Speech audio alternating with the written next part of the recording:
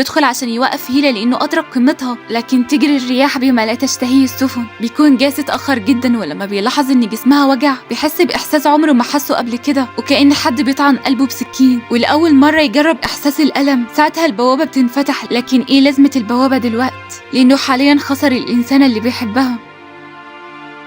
تنبيه: هناك بعض الأشياء خارج عن معتقداتنا الدينية ملناش علاقة بيها، احنا بنتفرج بس عشان المتعة. بعد ما انفتحت البوابة المكان بقى ينهار، وكمان أخو جاسي فقد السيطرة على ولاده عشان هيلا كانت المتحكمة فيهم، لكنها ماتت دلوقت. وهنا هابو بيكون وصل لمكان البوابة وبيلاقي جاسي شايل جثة هيلا، وبنعرف إن جاسي نايل كل طاقته لهيلا عشان يحافظ على جسمها. هابو واقف مصدوم مش عارف يتكلم بكلمة. بعدها بيكون البشر التانيين بيهربوا عشان وحوش القوي بيجروا وراهم، وجاسي اللي بيحاول يمنع الوحوش دي. هما بكده وصلوا للعالم التاني بعد البوابة، أرض مسالمة ما فيهاش أي شر. وقبل ما جاسي بيمشي بيقول لهابو: لو عاوز تساعد هيلا يبقى ابحث عني. وهنا جاسي بيختفي مع هيلا. هابو لسه مصدوم من كلام جاسي، لكن وحوش القوي بيقربوا منهم وكمان شكلهم هيعبروا البوابة، لكن بيظهر شخص وبيقتل الوحوش دي، وبيطلع ان هو اخ من اخوات جاسي واسمه توي. ايه الحلاوة دي؟ اخيرا ظهر حد شكله حلو. مرحبا بكم في ارض تاو، هل جاسي معاكم؟ احنا منعرفش حاجة. مش هو اللي فتح البوابة؟ حاسك بتكذب عليا. احنا منعرفش انت بتتكلم عن ايه. لا بأس، ما فيش مشكلة، استمتعوا بوقتكم هنا وانا هبحث عن جاسي. ليه بتبحث عنه؟ بالطبع لانه هو سجين هارب. بعد اللي قاله ده بيمشي، ولما تعدي مدة وهابو وأصحابه بيفكروا هل هيساعدوا جاسي ولا هو بيخدعهم، وعشان كده لازم يواجهوا جاسي ويعرفوا ايه اللي حصل، وهل هي فعلا ماتت، ولو ماتت هل في طريقة ممكن ينقذوها بيها. في الوقت ده كان جاسي بيتخلى عن كل طاقته اللي اكتسبها عشان ينجلها الهيلة. بيطلع النهار وأهابو خلاص قرر ان هو يدور على جاسي، وهما في طريقهم بيشوفوا تلج لأول مرة، وبيلاقوا بشرية في طريقهم وبيطلبوا منها المساعدة، وهي اللي بتوافق على مساعدتهم. وهما اللي بيكونوا مستغربين ان ازاي بشرية دي متفاهمة كده مع ناس غريبة شبههم. المهم انها بتضايفهم وبيقعدوا يتكلموا معاها، وبيقولوا ليها انهم سكان جايين من البوابة، وهي اللي بتبقى متفاجئة ان البوابة انفتحت وانهم قدروا انهم ينجوا من الوحوش اللي هناك، وبتشرح ليهم ان العالمين داخل وخارج البوابة كانوا عالم واحد، وده جاب لما جاسي يحاول ان هو يقتل الحاكم تاو. المهم ان هابو بيسألها ان اذا كان الوقت هنا متوقف برضه، وهي تقول لهم ان هو متوقف فعلا، وكمان ما نقدرش ننجب اطفال، فقط الحكام هم اللي يقدروا. يعني بتقصد تاو واولاده انهم يقدروا ينجبوا اطفال، اما البشر بيكون الوقت متوقف بالنسبة ليهم، وعشان كده ما فيش طريقة لانجاب الاطفال. بعد ده بيكمل هابو واصحابه البحث عن جاسي، وبالفعل بيقدروا يوصلوا ليهم، وبيقولوا لجاسي يلبس الهدوم دي لان توي بيدور عليه. هل فعلا هتقدر ترجع هيلا؟ طب هل هتقول لنا هتعمل ايه عشان احنا مش بنثق فيك؟ هبحث عن اخي لويسون، هو اكيد عارف فين روح هيلا. طب لما تلاقي روحها هل هتقدر ترجعها؟ اتمنى ده، انا بعمل المستحيل عشان ما اخسرهاش، فقدت طاقتي عشان احافظ على جسدها، فخلونا نتحرك بسرعة. انت ليه قتلتها مع انها دايما كانت بتهتم لامرك؟ كلام الشخص ده بيجرح جاسي، وبيقترح على هابو وساي انهم يرجعوا لان هيلا ميتة اساسا، وان جاسي اللي استغلها وان هو استخدمهم عشان يضغط عليها عشان هي تفتح البوابة. وبعد عملتك دي هل هتقدر ترجعها تاني؟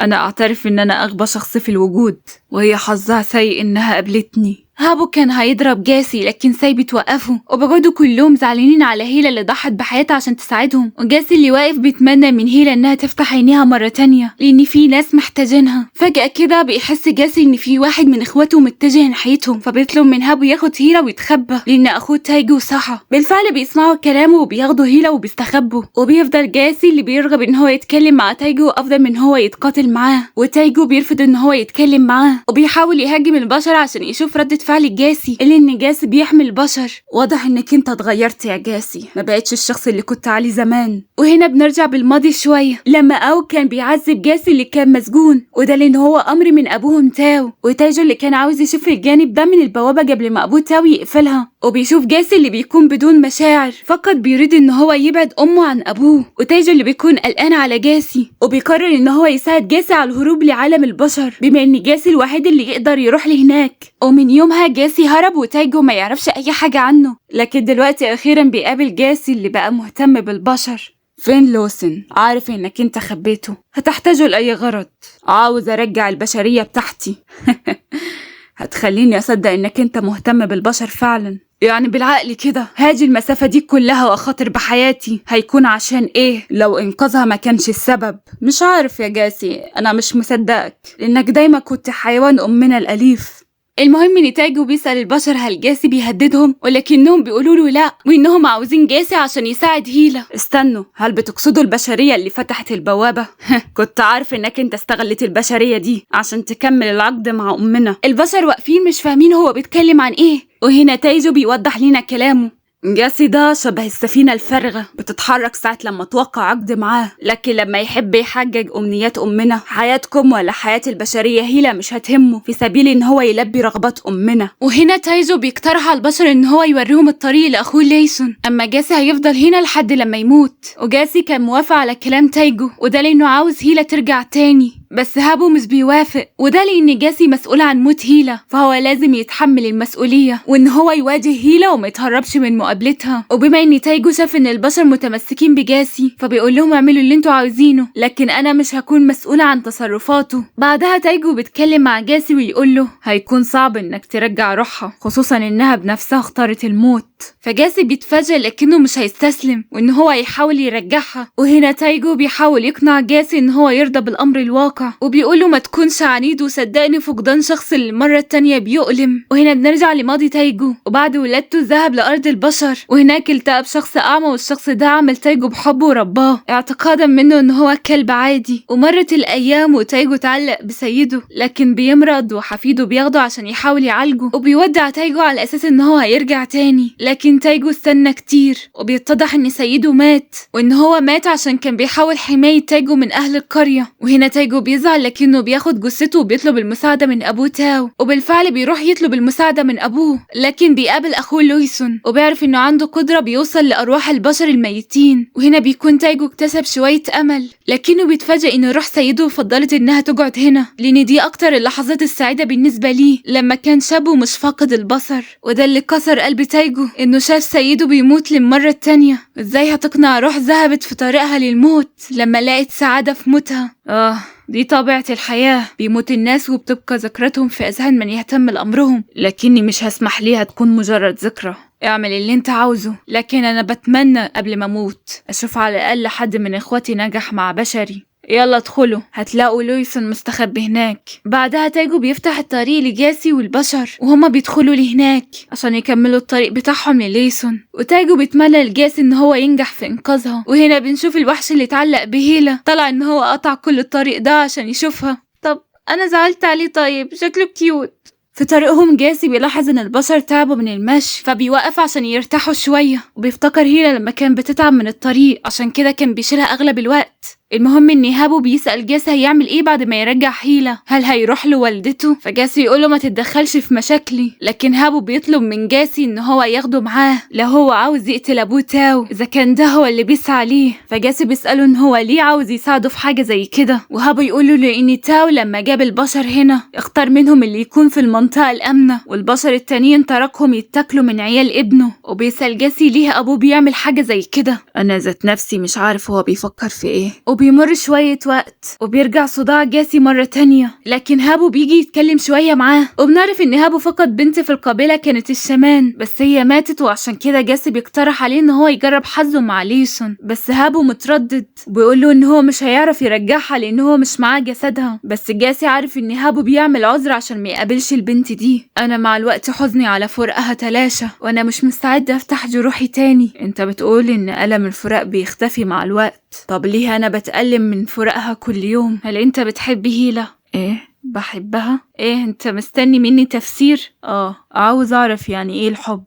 شوف، الحب ده شبه بيجيب معاه حاجات تانية. حاجات تانية؟ معنى انك انت تحب شخص يعني انك انت بتحس بالسعادة لما تتكلم معاه، ولما يزعل انت برضو هتكون زعلان عليه، ولما يبعد عنك هتحس بالاشتياق ليه. هل معنى كده انك انت حبيت الشمان دي يا هابو؟ ايه لا يا عم، انت وانت بتفكر ازاي؟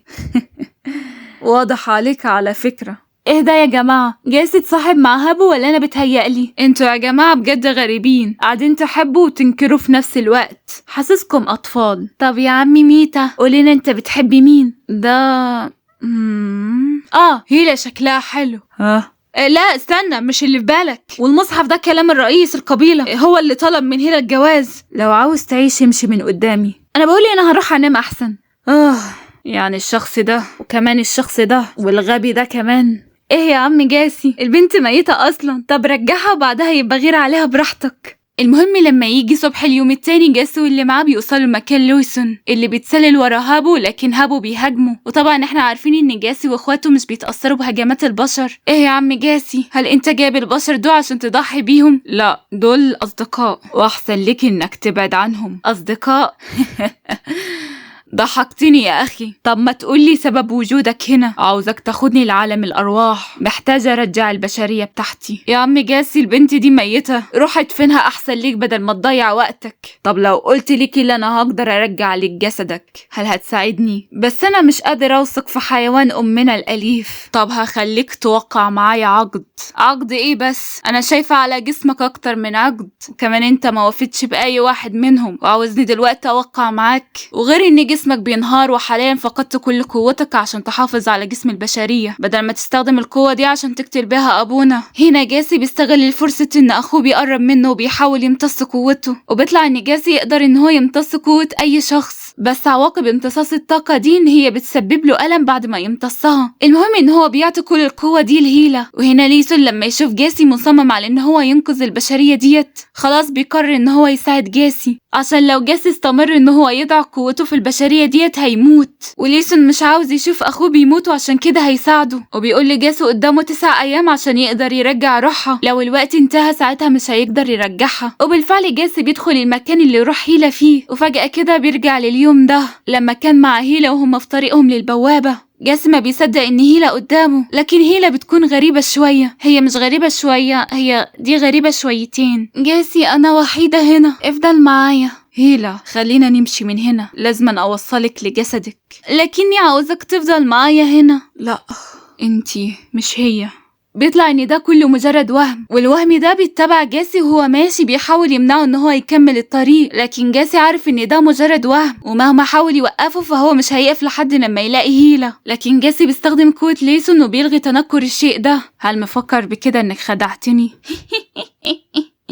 هل انت فاكر ان لحظتها السعيدة هتكون معاك؟ احنا بس كنا بنظهر اللحظات السعيدة الخاصة بيك. جاسي اللي بيتفاجئ من كلام الشيء ده اللي بيهرب بعيد، وطبعا هو بيبقى عارف ان اسعد اوقات ليها اكيد كانت مع صاحبها اللي بتدور عليه. وبعد لحظة الصمت ديت بنسمع من بعيد صوت هيلا، وجاسي اللي بيروح لمصدر الصوت، وبيتضح ان جاسي رجع بالماضي لما كان صغير، وساعتها بيقابل روح هيلا وهي مش بتكون شايفاه وكأنه شبه الهوا، وكمان ما حدش بيلاحظ وجوده. وبيعرف جاسي ان دي كانت اللحظات السعيدة بالنسبة لهيلا لما كانت في القبيلة، وهو مهما حاول ان هو يمسكها او يتكلم معاها فهي مش بتسمعه او بتحس بيه. وبيمر الوقت وجاسي اللي بيكون بيراقب الماضي بتاعها، لكن في واحدة من ذكرياتها كانت رئيسة القبيلة اللي بتكون جدة هيلا بتحس بوجود جاسي، لكن جاسي مش بيهتم للموضوع. وبعدها بنشوف هيلا مع صاحبها لما كانوا صغيرين، وعمنا جاسي داخل في النص. طب ممكن نعدي الجزء ده؟ الوقت بيتغير مرة تانية ومرة تانية، وجاسي اللي مستمر بمشاهدة هيلا اللي بتكون سعيدة باللحظات دي. وفجأة الوقت بيتوقف وجاسي بيكون مستغرب، بس دي هي اللحظة المناسبة ان هو يقدر يتكلم مع هيلا بما ان الوقت وقف. وبالفعل بيقرب منها وهي بتشوفه اخيرا، فبيقول لها انها ترجع معاه لكنها بترفضه، بس هو بيحاول معاها مرة تانية لكنها رافضة ترجع للحياة لانها سعيدة هنا ومش عاوزة ترجع. وفجأة كده جاسي بينطرد من المكان وبيرجع لأرض الواقع، وما بيكونش قادر ان هو يرجع روحها. وليسون اللي يقولوا ان 8 ايام انتهوا، ما فاضلش غير يوم واحد يحاول فيه. وجاسي اللي بيكون ادرك حاجة مهمة، وهي ان هو ما يقدرش يتكلم مع هيلا الا لو الوقت وقف بيهم، شبه اللي حصل من ادي شوية. ولو هو قدر ان هو يربط ارض الواقع بالمكان اللي فيه هيلا ساعتها ممكن يقدر يكلمها، بس عشان يعمل كده فلازم مساعدة من البشر. وهم بالفعل بيوافقوا يدخلوا لعالم الارواح، وبيحاولوا يعملوا وصلة بينهم. ساي مش هتدخل للمكان لكنها تمسك ايد ميتا، وميتا هيمسك ايد هابو اللي هيكون ماسك في جاسي عشان يقدر يوصل لروح هيلا، لكن المسافة بينهم كبيرة وجاسي مش بيعرف يوصل ليها. اما ميتا وهابو بيفقدوا تركيزهم وبيفتكروا شوية من ذكرياتهم. هابو اللي بيتذكر الشمان اللي كان بيحبها، اما ميتا بتذكر حاجة كده والموضوع داخل فيه اسم ام جاسي، وهو حتى مش عارف ايه الذكرى دي. ولانهم بيفقدوا وعيهم فجاسي بيطلعهم بره المكان، وبيفضل هو في المكان عشان يحاول مع هيلا مرة تانية لكنها بترجع تاني مش بتسمعه. وهنا جاسي خلاص بيستسلم وبيقرر بيقرر ان هو يموت مع هيلا في العالم ده، والوقت بيمر مرة تانية، لكن روح هيلا نفسها بتحس ان المواقف دي حصلت معاها قبل كده، والزمن بيتغير مرة تانية لوقت عيد ميلاد هيلا. وهنا روح هيلا بتدرك ان في حاجة غلط، وان عيد ميلادها حصل قبل كده. وهنا هيلا بتحاول تفتكر شخص كانت بتحس معاه بالامان، بس مش بتعرف تفتكر هو مين. والوقت بيمر مرة تانية، وهيلا اللي بتكون مع جدتها لكنها بتحس ان في حاجة غلط. الوقت بيمر كمان مرة، وهيلا اللي بتعطي لصاحبها هدية بمناسبة عيد ميلاده، وساعتها كانت ام صاحبها غدرت المكان وسابته لوحده في عيد ميلاده. وهيلا لما تشوف كده فبتقوله انها تجيب جدتها، ولما هي تمشي مش بتفتكر ايه اللي حصل بعد كده، والذكرى بتتدمر والوقت بيقف مرة تانية. ولكن المرة دي جاسي اللي كان معاها طول الوقت بيحاول يطمن هيلا، وبيقول لها انها مش لوحدها وان هو معاها دايما. وهيلا لما تسأله هو مين فهو بيقول لها على اسمه كأنهم بيتعرفوا لأول مرة. وجاسي هنا بيستغل فرصة انها تتكلم معاه ويقول لها انها روح وهتفضل هنا في دايرة الزمن، ولو هي عاوزة تغير ده فلازم تخلي الوقت يمر وتفتكر كل ماضيها قبل ما تموت، وانها تتمسك بالحياة عشان ترجع مرة تانية لأرض الواقع. وبيوعد هيلا انها لما ترجع مرة تانية هيعمل المستحيل عشان يساعدها، لكنه مش هيغصبها ترجع مرة تانية لو هي حابة تفضل هنا، لانه كمان هيفضل هنا معاها ومش هيتركها لوحدها. وبنلاحظ ان جسمهم بدأ يختفي عشان الوقت هيبدأ يشتغل مرة تانية. انا بتمنى انك انت تعيشي بسعادة عشان انا بهتم لامرك يا هيلا. انا ليه مش فاكراك؟ عشان انتي وقفت الوقت في الماضي، ساعتها ما كناش اتقابلنا وقتها. بس انا لو خليت الوقت يمر هنا انا هتفتكري ذكرياتك الحزينة، لكن الوقت هيمر مرة تانية ومش هتفضلي في دايرة الزمن اللي رسمتيها لنفسك. طب مستقبلي هل هيتحسن؟ انا هجعله افضل بوعدك، فانا الحاكم اللي هيلبي رغباتك، لكن ما تتركنيش لوحدي. ما اعتقدش اني هتركك مرة تانية.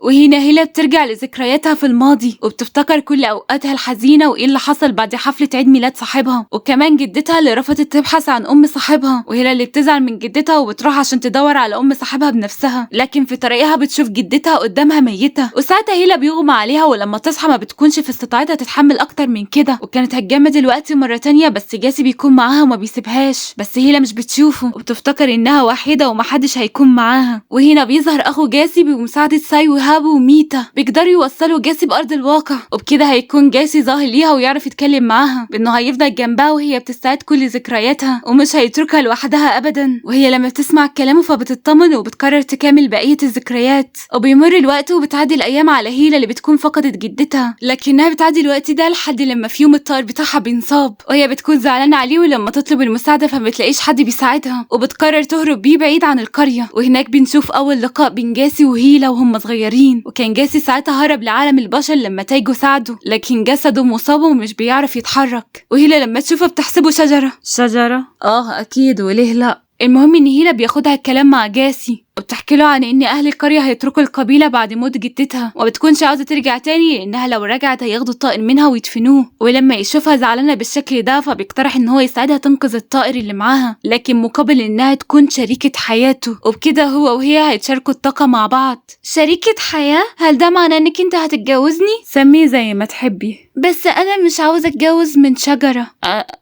ايه؟ انا مش شجره. يا رب صبرني. قوليلي طيب، هل انت موافقة ولا لا؟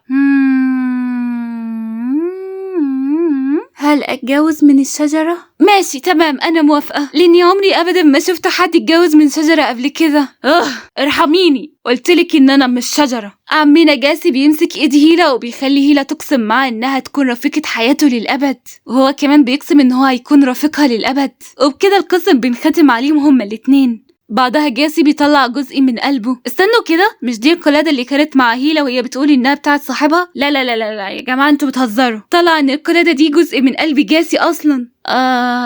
وي وي وي وي وي لا بجد وي وي وي. خلونا نكمل احسن. بيقسم الجزء ده وبيعطي للطائر جزء منه عشان يعيش، اما الجزء الباقي بيعطيه لهيلا فهي تعتبره كمهر.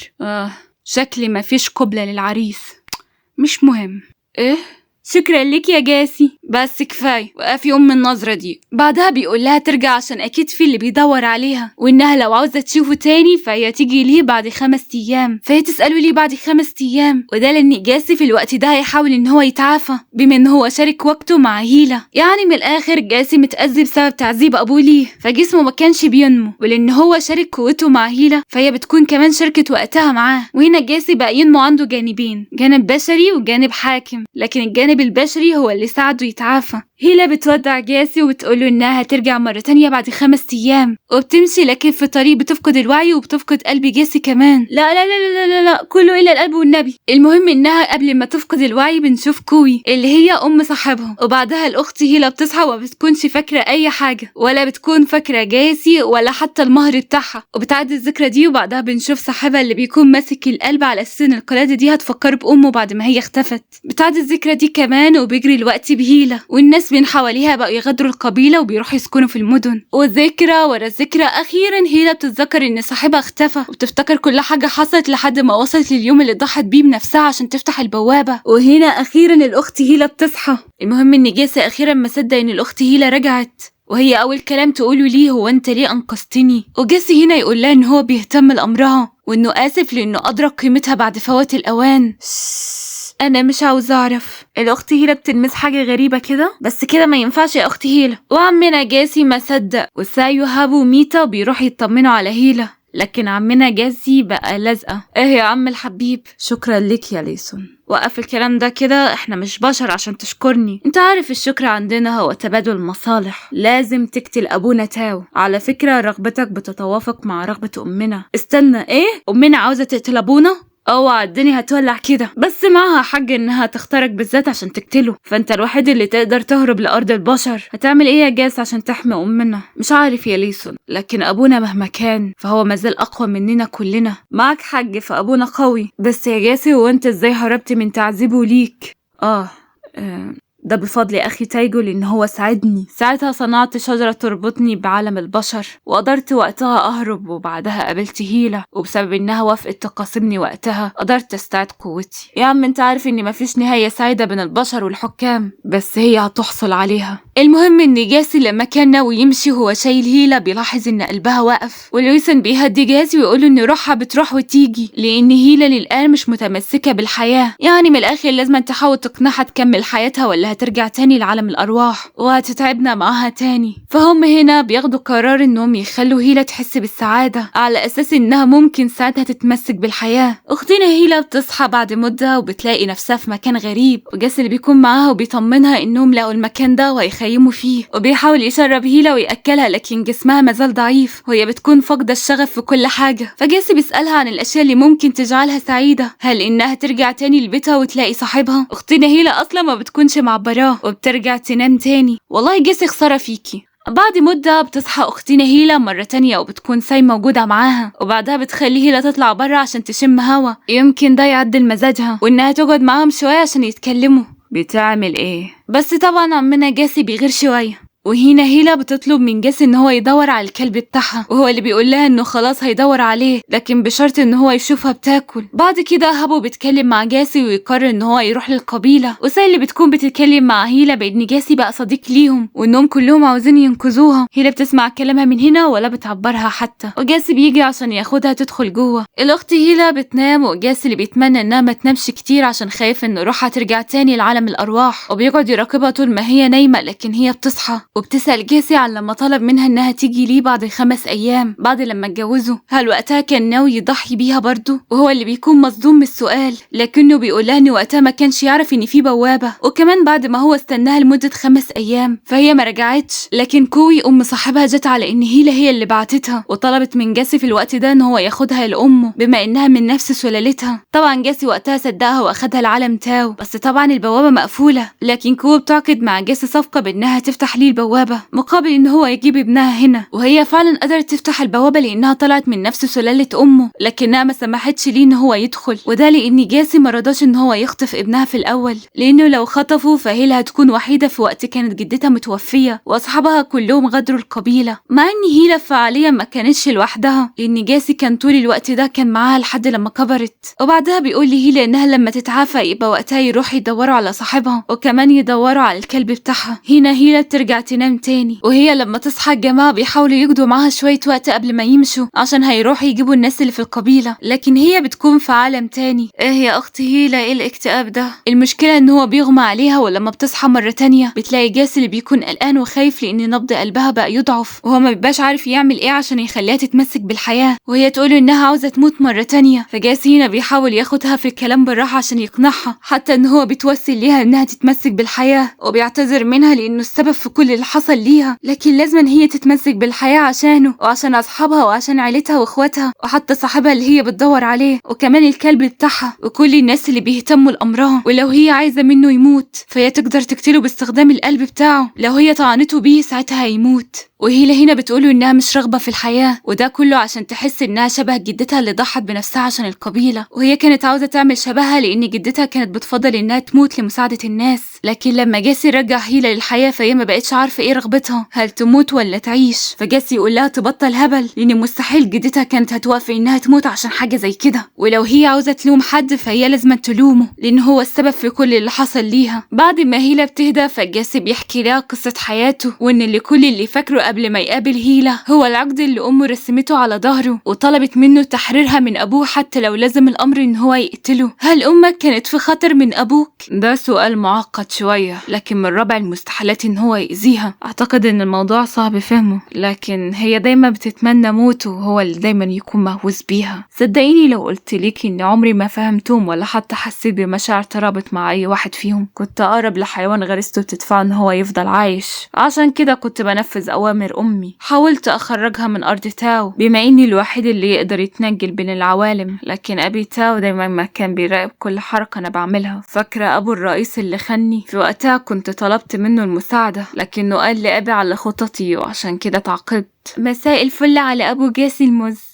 ما تغلطوش يا جماعة، المز ده اقصد دادي، اقصد ابو جاسي وقف عن تعذيب جاسي، وده لانه ام جاسي كانت بتترجاه يتركه. جاسي بعد ما اتحرر من تعذيب ابوه قرر ان هو يروح ارض البشر مرة تانية ويطلب المساعدة، لكن كمان مرة بيفشل وبتعاقب مرة تانية من ابوه، ولكن بمساعدة تاجو قدر ان هو يهرب من عالم تاو، لكن جسمه متأذي وفضل على هذه الحالة لسنتين لحد لما جت هيلا وتقاسموا مع بعض الوقت. وهيلا لما كانت بتكبر في العمر فكان جاسي كمان بيكبر معاها، لكن لما جت كوي وطلبت من جاسي ان هو يجيب ابنها لأرض تاو فكان جاسي رافض ان هو ياخد ابنها لان هيلا هتزعل على فراقه. طب ليه قررت في الاخر انك تخطفه؟ ده عشان حسيت بالغيرة، صاحبك كان ناوي يتقدم ليكي. ايه؟ ما قدرتش اتحمل اشوف شريكة حياتي وشخص قدام عيني ناوي يتقدم ليها، فعشان كده ناومته واخدت منه القلادة وعطيتها ليكي مرة تانية. صحيح اني غيرت عليكي واتمنيت في يوم اني اكون الشخص الاقرب ليكي شبه صاحبك، لكن لما خطفت صاحبك وشفتك حزينة فكرت ساعتها اني ممكن اخدك معايا على اساس انك انت هتساعديني في فتح البوابة، لاني جانبي البشري اللي بينمو في وجودك كان مشتاق يشوفك مرة تانية، لكن نصفي الحاكم تمكن مني واستغل حياتك. انا مش قادر اسامح نفسي. انت قلت قبل كده انك هتموت. الاشياء اللي على جسدي مش بتتعافى، واذا واجهت والدي بحالتي دي فاعتقد انها هتكون النهاية. اهرب معايا. جاسي بيفكر في كلام هيلا مع ان الموضوع هيكون صعب ان هو ما ينفذش اتفاقه مع امه، لكن طول ما البشرية بتاعته طلبت منه طلب فهو لازم ينفذه لانه دايما نفسه يشوفها سعيدة. عمنا جاسي بياخده سحر ابتسامتها وبيحاول يقرب منها عشان يعمل لها تنفس اصطناعي، لكن مع التفكير بتراجع عن اللي كان بيعمله، وده لان هو عايزها تسامحه الاول وانه يحاول يكسب قلبها مرة تانية. اخرب بيت عضلاتك يا اخي. المهم ان هو بيكمل كلامه ويقول لها انها اذا استمرت بكرهه فهو هيكفيه ان هو يفضل معاها ويشوفها تضحك وتتمسك بحياتها. انا كنت عارفة ان انا مش هموت وانك هتحاول انك تنقذني مع انك كنت بترفض تسمع لقلبك وفضلت انك انت تتجاهل مشاعرك. انا بكرهك من اول يوم اتقابلنا فيه، لكني عاوزاك دايما معايا. طبعا مش هقول لكم ان عمنا جاسي دايما بيستغل الفرصة، بس اختنا هيلا بتنام مرة تانية فهو مش بيعرف ياخد فرصته، لكنه بيكون سعيد ان هي عملت ليه تنفس اصطناعي. فجأة جاسي بيسمع صوت وبيطلع يعرف ايه اللي حصل، وبيلاقي هابو والجماعة طلعوا كمان، وبيتضح ان في دخان طلع من البوابة، وتقريبا ده بفعل موبي توي، بس احنا هنختصرها لاسم توي. وبما ان توي بيدور على جاسي فلازم جاسي يحذر منه في الوقت اللي هابو واللي معاه هيروحوا القبيلة عشان يجيبوا الناس اللي هناك. وفي صبح اليوم التاني بتكون هيلا وجاسي بيمشوا شوية، تحسوا ان هيلا فاقت من الاكتئاب اللي كانت فيه، وعمنا جاسي اللي بيحكي لها عن مغامراته وان هو سافر لاماكن كتيرة شبه مناطق باردة وصحاري، وكمان شاف المحيط، وبيقترح عليها انهم لما يغادروا ارض تاو يبقى ساعتها يروحوا يقضوا اجازة على البحر. بس الموضوع بياخد منعطف تاني، بيحضروا لشهر العسل يا جماعة، بس والله عيب عليكم. وبنيجي بالليل والموضوع بينهم بيتطور. ايه يا عم عيب كده بقى، مش عارفة ليه حاساهم واخدين راحتهم زيادة عن اللازم. واختنا هيلا بتبقى فرحانة، اكيد يعني هتفرح انا لو منها قدامي واحد شعره اصفر وعينيه زرقاء هروح اخطفه بدل ما هو يخطفني. عمنا جاسي بياخدها وبيدخل بيها جوه البيت عشان يسيبها تنام، بس هي بتبقى ماسكة فيه. وهل عمنا جاسي يسيب فرصة زي دي؟ لا طبعا، ده المتوقع من الاستاذ عضلات. دماغكم ما تروحش بعيد، لان ما حصلش حاجة بينهم، هو حصل شوية تنفسات اصطناعية لكن بعدها ناموا طبيعي زي الناس الطبيعية. واختنا هيلا تاني يوم بتصحى ومش بتلاقي عمنا جاسي، وبتروح تشوفه وبتلاقيه تعبان من الصداع اللي بقى يجيله كتير. ولما هي تقوله ياخد قوته من جسمها فهو بيرفض لان جسمها حاليا محتاج القوة دي. فهي اخر ما تزهق منه بتاخده لجوه وبتقلعه هدومه.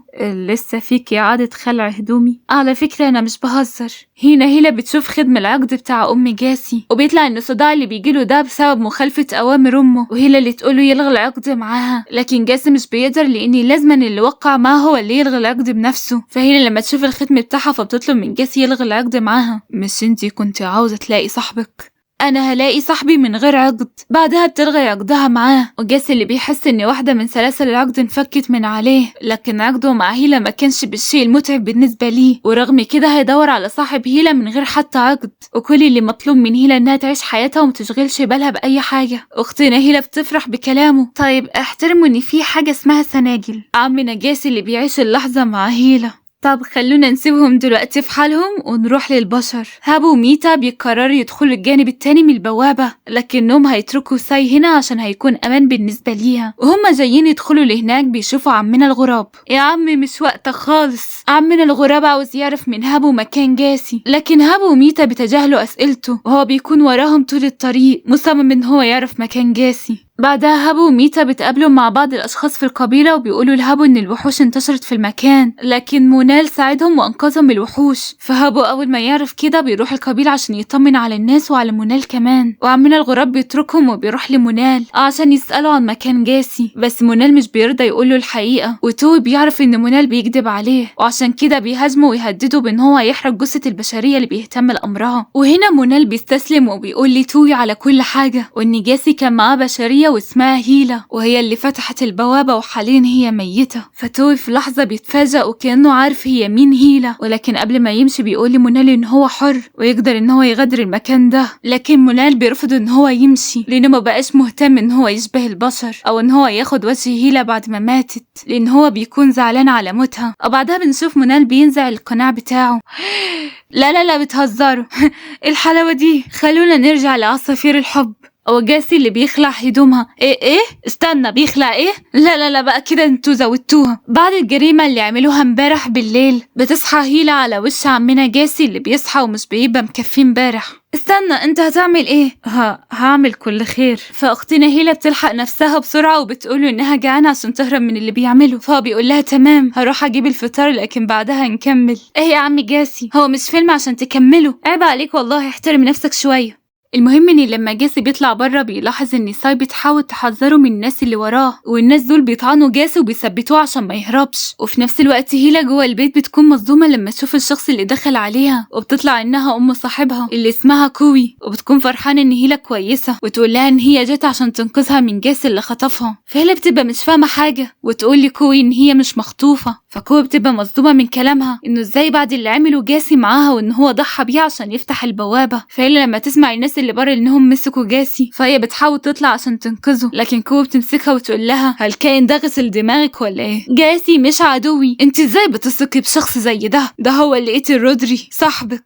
ايه؟ فهلا لما بتسمع خبر موت صاحبها، الامل اللي كان جاسي اداهولها اختفى، وبيغمى عليها وروحها بترجع تاني العالم ما بين الحياة والموت، وبتقابل لويسون هناك اللي يقول لها ان هي لو عايزة ترجع تاني لعالم الارواح فالطريق هيكون مفتوح ليها، لكن هيلا بترفض لان جاسي هيزعل. فليسون بيحترم قرارها وبياخدها خارج عالم الأرواح، وهنا هيلا بتصحى مرة تانية، وكوي اللي بتدخل عليها عشان تحكي لهيلا إن جاسي جاب ابنها العالم ده وقتله، وإنهم لازم يتخلصوا من جاسي عشان يعرفوا يرجعوا لعالم البشر ويكونوا في أمان منه. فهيلا مش بتبقى فاهمة وتحس إن في حاجة غلط، لأن من المفروض إن كوي عملت عقد مع جاسي عشان يجيب ابنها العالم تاو مقابل إنها تفتح البوابة ليه، عشان هي من نفس سلالة كيرانا، وإنها الوحيدة اللي تقدر تفتح البوابة من غير ما تفقد حياتها، بس هي اللي ما وفتش بالوعد. فكوي تقول لها ان كل ده كذب وما حصلش. هيلا هنا بتبقى مش عارفه مين الصح، وكوي تكمل كلامها وتقول لي هيلا انها الوحيده اللي تقدر تقتل جاسي باستخدام القلب بتاعه، وبتعطي لهيلا السهم الموجود فيه القلاده، فهيلا بتاخد السهم وخلاص بتقرر انها تقتل جاسي، وبتروح مع كوي والاتنين اللي معها للمكان اللي جاسي مقيد فيه، وهو لما يشوف هيلا بيعرف ان هي ناويه تقتله فهو بيستسلم ليها، لكن هيلا اخدت قرارها وبتنزع القلب من السهم وبتحرر جاسي لانها اساسا مش مصدقه ولا كلمه من ام صاحبها. برافو عليك يا بنتي يا هيلا، ايوه كده. كوي تقول لهيلا انها انانيه وخاينه عشان تكون بجانب الكائن ده. ايوه انا خاينه وانانيه عشان انا اخترت اعيش حياتي لنفسي وبس،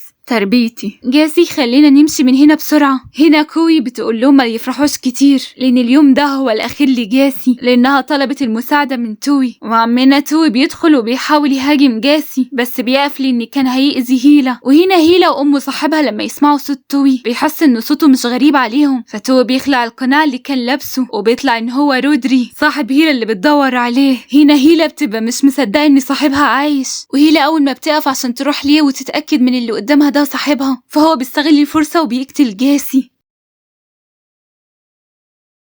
وربي انا عاوزة اشتم بس ساكتة. هي المؤلفة عاوزة مننا ايه؟ يعني في الموسم الاول تقتل هيلا قلنا ماشي، هيلا تموت مفيش مشاكل، بس الموسم التاني تنهيه بقتل جاسي؟ لا كده زودتها بجد. للآن مفيش اي خبر عن الموسم التالت ومنعرفش هل جاسي عايش ولا ميت. خلونا نوقف هنا عشان انا مش قادرة استحمل بجد. يلا سلام.